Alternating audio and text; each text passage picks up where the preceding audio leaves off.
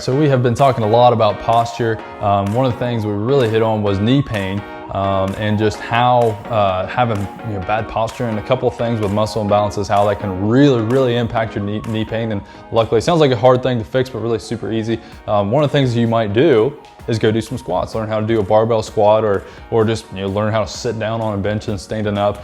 But if you don't have good posture while you do it, you might actually exacerbate what you're trying to fix, might actually make it a little bit worse. So Jake's gonna stand up facing the camera here, nice and tall, with really good posture. If you haven't watched our full posture video on the 5 points of posture, pause right now, go back, do that right now.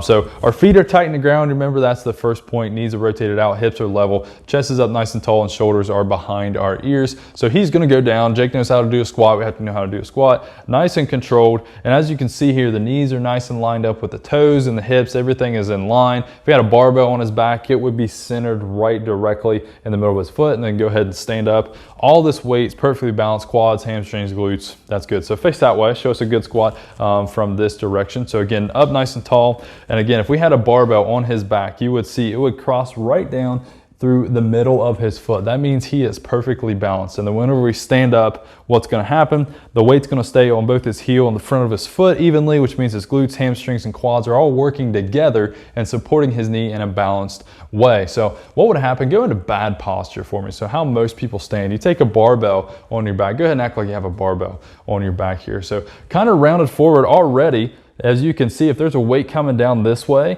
and we have a curve in our spine back this way, it's gonna kind of put some pressure right here. So this is the point that is most out. If our spine is shaped like this and we have something pushing down, it's gonna be right here. This is where we're gonna get that pressure. Now, obviously the hips are tilted underneath, so the low back at the bottom is a huge pinch point where we might get some issues, but go ahead and squat down like that. What you're gonna see, he's having trouble even doing a bad squat, but shifting forward a little bit. So all of his weight, if we look now, if the barbell's on his back, on the front of his toes. So what that's gonna do is put a ton of pressure on the front of his knees. So if you're squatting to try and improve your glute strength, to be able to correct your knee pain a little bit, one, this is gonna make your knee pain worse while you're doing it, but he's also not correcting. All of his pressure is here on your quads. Your quad's burning right now from sitting. So glutes and hamstrings, probably not really fired. So if we stand up out of this, as you can see, none of his joints and everything are lined up. So that's just the upper body posture. It's not even talking about the hips or anything. So having great posture while you do your movement, that's the first thing. I don't care, and the machines are a great way for beginners.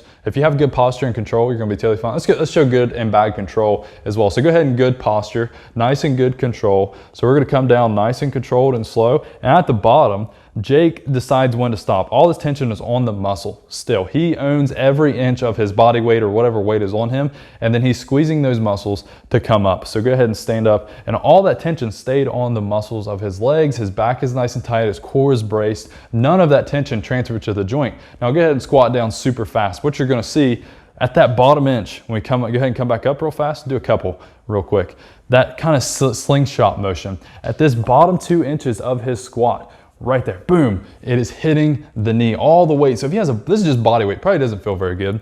But if he had a barbell on his back, we come in, we get a little bit stronger, more confident. When we do that, we're sending all that weight. Our joints are just down there waiting, and it slingshots off of them, and it gets us up about this inch, this far off of the bottom, but then our muscles do take back over. But in that little bit of movement, we get some problems. So even if you do have great posture, if you don't have great control as well, you're going to exacerbate your knee pain. You're probably gonna break somewhere else as well. So make sure you have great posture, all of your movements. But if you're doing something for knee pain, that is one of the #1 things that you have to do is have good control, have great posture, and make sure you're firing the right muscles so that you can correct that imbalance that we know is likely causing our knee pain.